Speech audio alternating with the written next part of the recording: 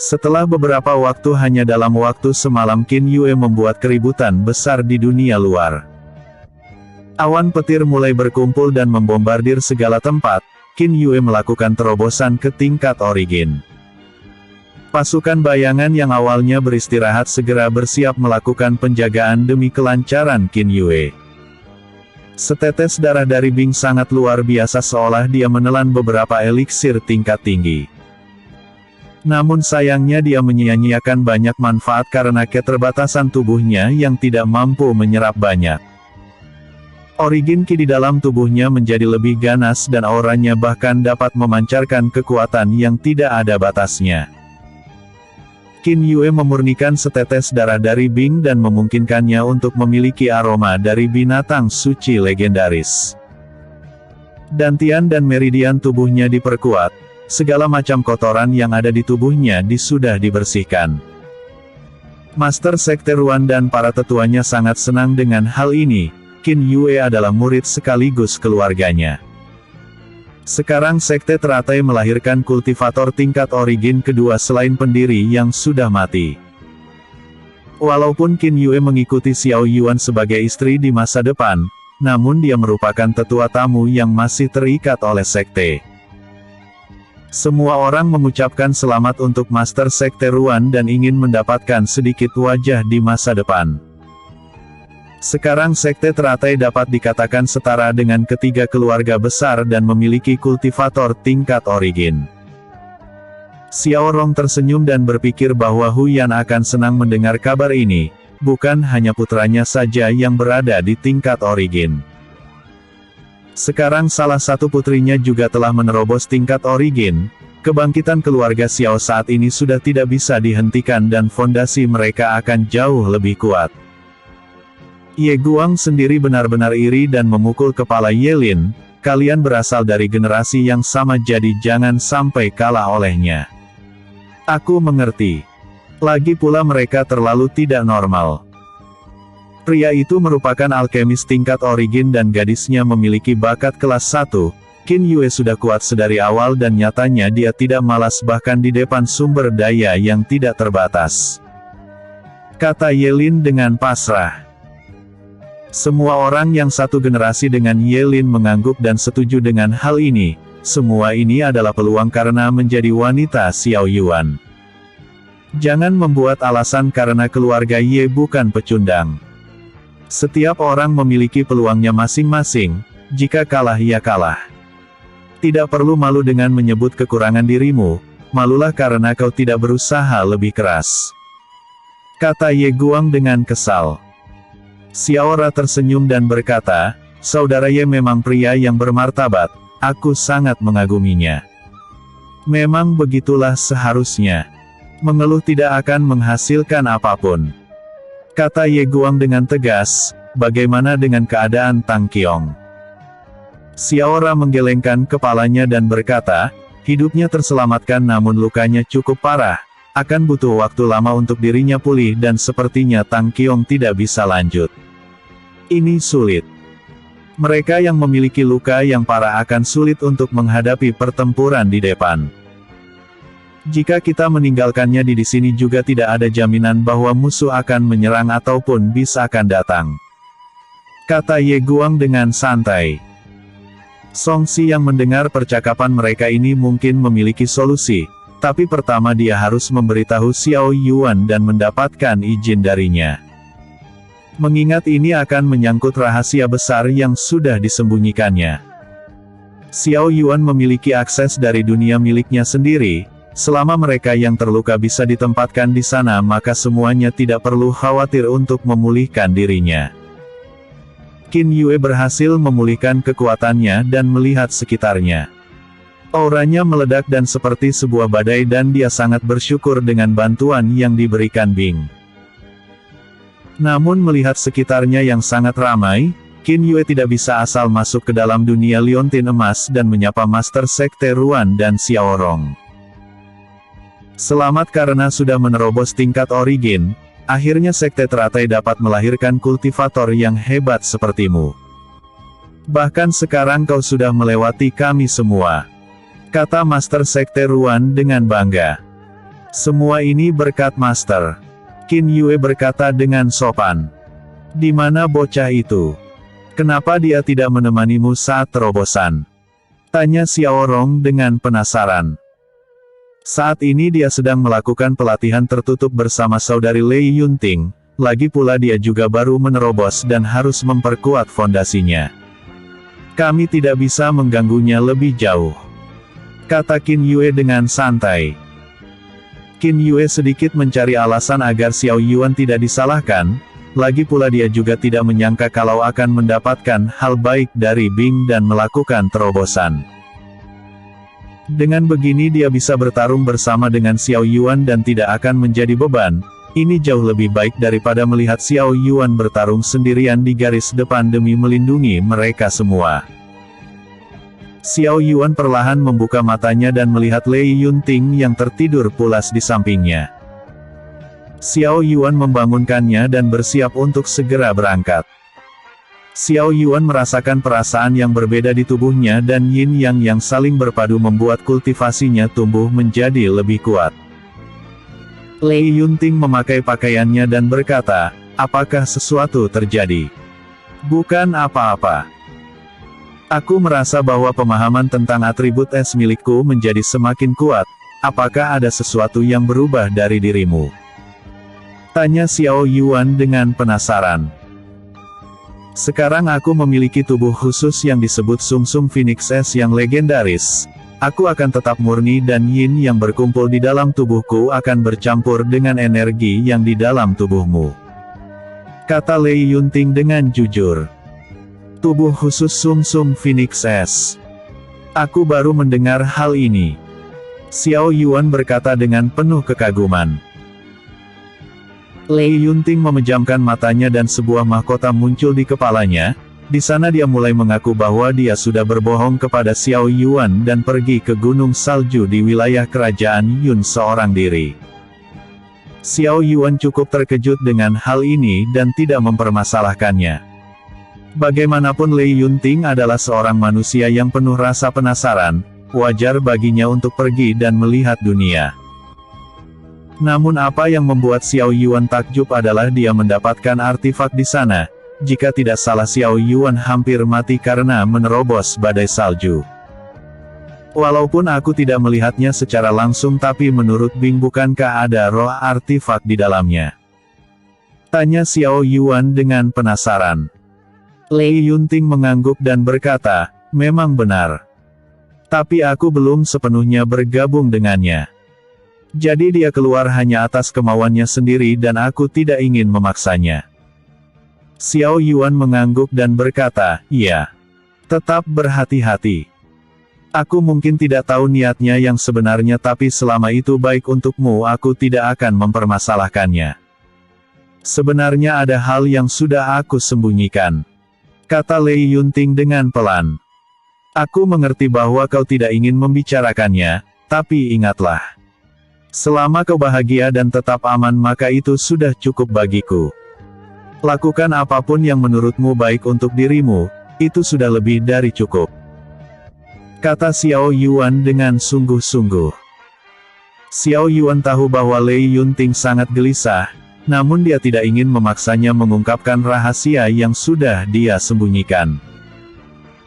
Biarkan dia mengatakannya sendiri setelah tenang dan Xiao Yuan akan mendengarkan apapun yang akan dia katakan. Xiao Yuan dan Lei Yunting bergegas keluar dan pergi menemui semua orang. Di sana dia melihat Qin Yue yang sudah menerobos tingkat origin dan hal ini membuatnya sangat senang. Qin Yue menceritakan situasinya kepada Xiao Yuan dan bantuan besar yang diberikan oleh Bing. Xiao Yuan cukup berterima kasih dan menjanjikan Bing inti bis dalam jumlah yang besar. Walaupun semua ini tidak sepadan namun saat ini itulah hal yang paling Bing butuhkan, jadi Xiao Yuan akan membantunya dengan tulus. Song Si mendatangi Xiao Yuan dan menceritakan semua situasinya. Song Si berharap agar Xiao Yuan mengizinkan mereka yang terluka untuk tinggal di dunia tersembunyi miliknya, namun dengan cepat Xiao Yuan menolaknya. Dunia itu merupakan rahasia terbesarku. Aku membawa kalian ke sana karena kalian memberikan sumpah setia. Aku tidak bisa membawa mereka semua ke sana apapun resikonya. Xiao Yuan berkata dengan tegas. Kami akan mengikuti keputusan Tuan. Song Si berkata dengan hormat. Ini adalah medan perang dan tidak ada kenyamanan di dalamnya. Jangan berpikir bahwa aku kejam dan seharusnya mereka sudah tahu konsekuensi ketika datang ke tempat ini. Kata Xiao Yuan dengan tegas. Xiao Yuan bukanlah orang yang bodoh dan akan mengambil resiko untuk mengekspos harta berharga miliknya.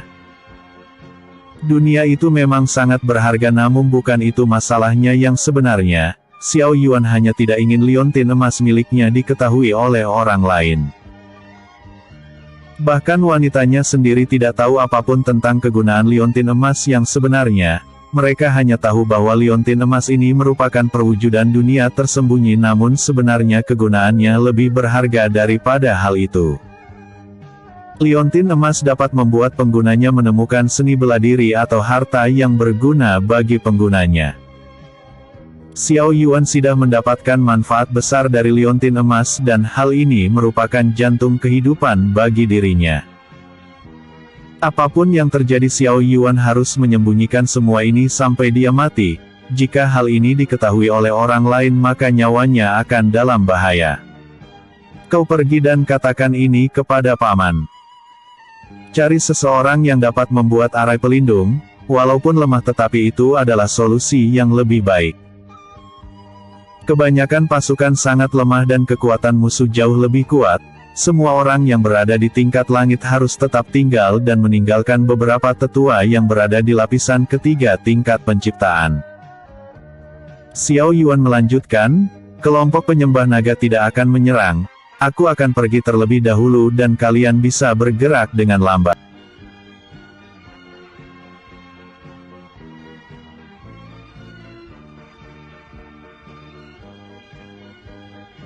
Bab 275 Campur Aduk. Xiao Yuan bergegas pergi dan meninggalkan semua orang.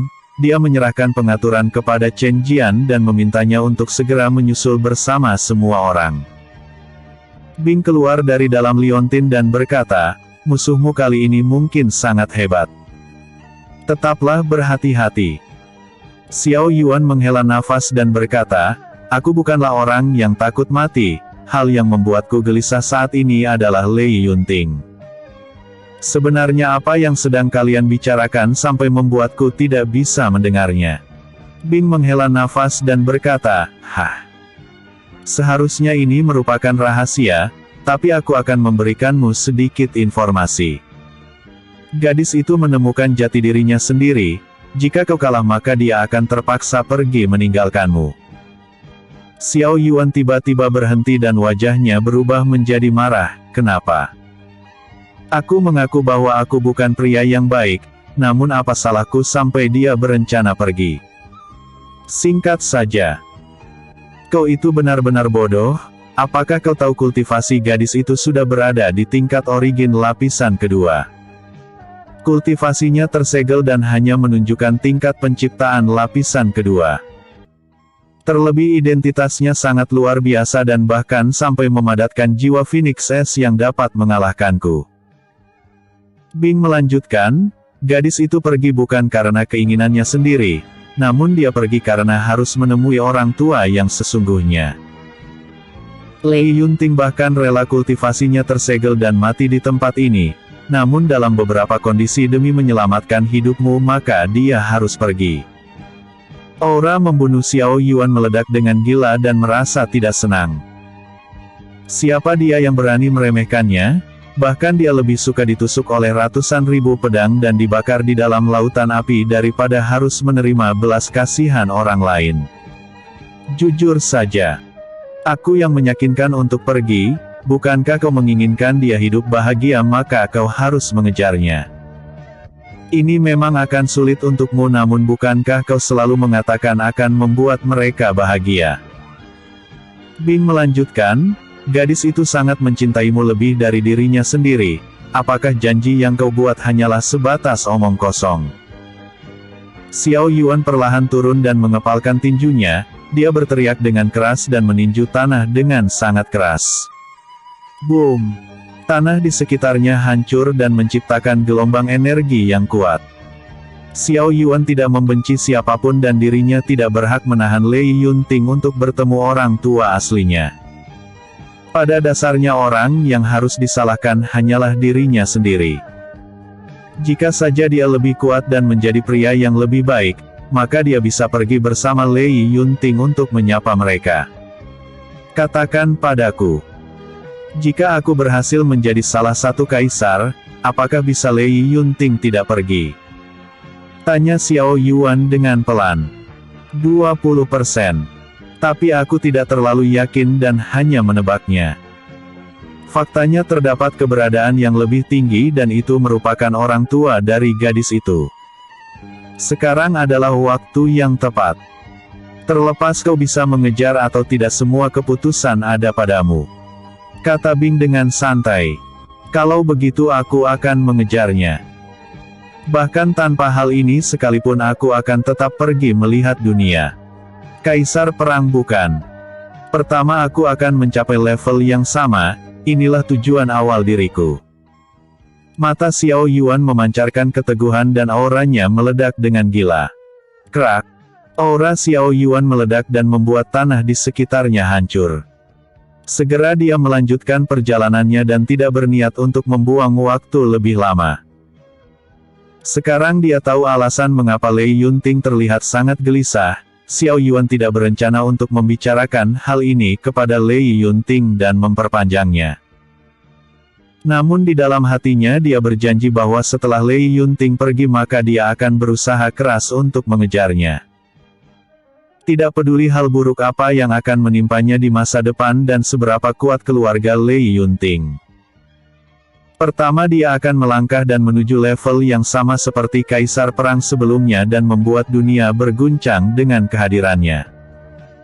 Di sisi lain Xiao Zheng, Tang Ru dan Ye Sun sudah sampai di dekat wilayah terlarang. Di sana dia melihat ribuan pasukan dari kelompok penyembah naga dan kultivasi mereka semua berada di tingkat penciptaan. Mereka bertiga cukup terkejut dengan skala kekuatan tempur pihak musuh. Sejak kapan benua ini memiliki banyak kultivator berbakat? Bahkan setiap dari mereka dan mengerikan, bahkan jika kedua belah pasukan saling bertemu pihak mereka akan mendapatkan kerugian besar. Namun pesan yang diberikan Chen Jian beberapa hari yang lalu membuat mereka lega. Xiao Yuan kembali dan menyelamatkan semua orang, tidak hanya itu saja. Bahkan dia sudah berada di tingkat origin dan Qin Yue juga telah menerobos. Sekarang pasukan di belakang memiliki perlindungan dari kultivator tingkat origin dan hal ini merupakan kabar yang bagus. Akhirnya mereka dapat memulai pertempuran dengan tenang dan tidak perlu khawatir dengan pasukan bagian belakang. Chen Jian sendiri ahli dalam racun dan kontrol areanya sangat luar biasa. Qin Yue ahli dalam pertarungan jarak dekat dan jauh. Sedangkan Xiao Yuan memiliki kekuatan tirani yang mustahil bagi pasukan musuh untuk menghentikannya. Bahkan dalam debutnya dia sudah membantai 4 orang kultivator tingkat origin dan membunuh 500 pasukan dengan dirinya sendiri. Selain pemimpin mereka yang bergerak, Xiao Zheng yakin bahwa tidak ada satupun orang yang dapat menghentikan mereka. Sekarang keadaan sudah berbalik namun hasil belum pasti, selama mereka belum menjatuhkan pemimpin musuh maka perang akan terus berlanjut. Hangji. Seorang pria tua bernama Cheng Hangji yang merupakan petinggi dari kelompok penyembah naga melihat ke satu arah. Di sana dia merasakan bahwa terdapat 3 orang yang menyembunyikan dirinya. Namun dia sudah tahu tentang mereka sejak 3 hari yang lalu. Kekuatan Cheng Hangji berada di tingkat origin lapisan kedua dan posisinya tepat berada di bawah Xi Yingxia. Xiao Zheng juga merasa bahwa musuh sudah mengetahuinya dan dia menunjukkan dirinya. Xiao Zheng duduk di atas sebuah tebing dan menatap ke bawah dengan percaya diri. Apa yang kau lakukan? Apakah kau berencana untuk memulai pertarungan? Teriak Tang Ru dengan panik. Tidak ada gunanya menyembunyikan diri. Mereka sudah tahu tentang keberadaan kita dan tidak melakukan gerakan. Bukankah tidak sopan jika bersembunyi seperti pengecut? Kata Xiao Zeng yang menatap ribuan orang di bawah. Ye Sun mengangguk dan mereka menunjukkan wajahnya, aura mereka meledak dan mengintimidasi pihak lawan. Semua orang kelompok penyembah naga tersenyum dan tidak sabar memulai pertarungan. Jika mereka bisa mendapatkan kepala dari ketiga tuan keluarga besar, maka nilai dan status mereka akan melonjak dalam sekejap. Namun Cheng Hangji memberitahu mereka untuk tidak memulai pertempuran lebih awal. Si Yingxia memerintahkannya untuk tidak menyentuh ketiga tuan dari keluarga besar dan membiarkan mereka lewat. Karena alasan inilah Cheng Hangji tidak memulai pertarungan lebih awal. Cheng Hangji menghilang dari tempatnya dan segera muncul di depan Xiao Zeng dan yang lainnya. Di sana mata mereka saling bertemu dan niat membunuh meledak dengan gila. Sebelum Cheng Hangji membuka pembicaraan, Ye Sun dengan cepat berdiri di sampingnya. Pedang di tangannya memancarkan aura membunuh yang kuat dan Ye Sun mengayunkannya dengan kekuatan penuh. Cheng Hangji menangkap bilah pedang dengan kedua jarinya yang berubah menjadi cakar naga dan membanting Ye Sun ke bawah. Tang Ru yang melihat hal ini berinisiatif untuk menyerang namun Xiao Zeng segera menghentikannya. Senang rasanya ada orang yang masih menggunakan otaknya untuk berpikir.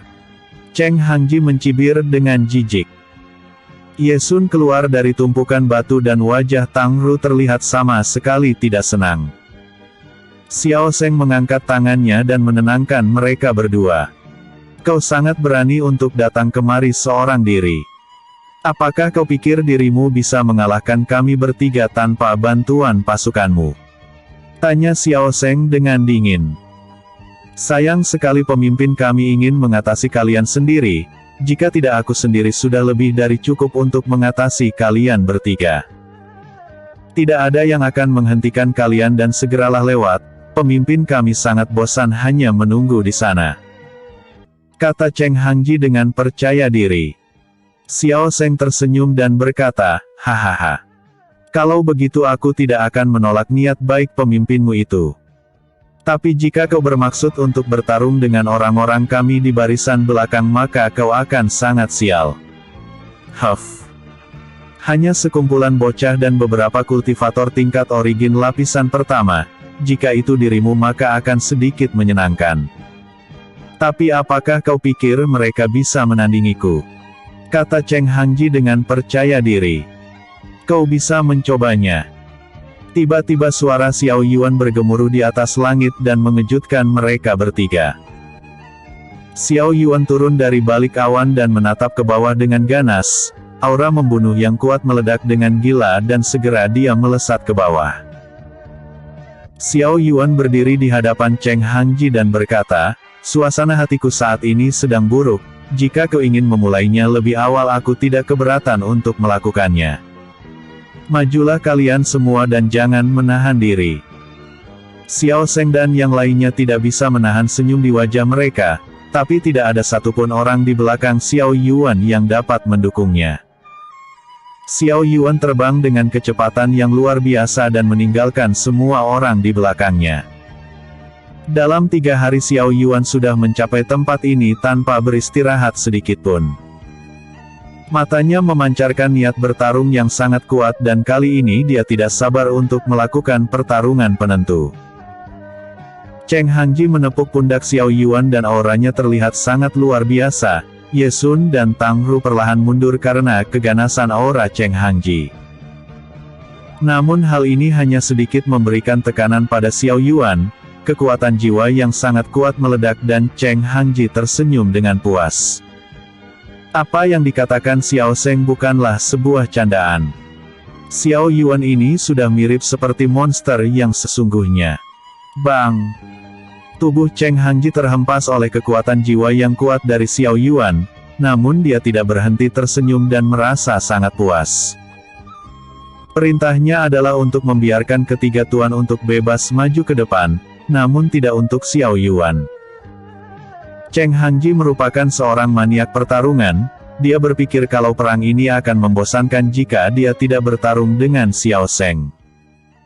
Namun siapa yang menyangka bahwa terdapat sosok seperti Xiao Yuan yang membangkitkan semangat bertarungnya. Episode sebelumnya. Bab 275 campur aduk. Episode berikutnya. Bab 277 maniak pertarungan.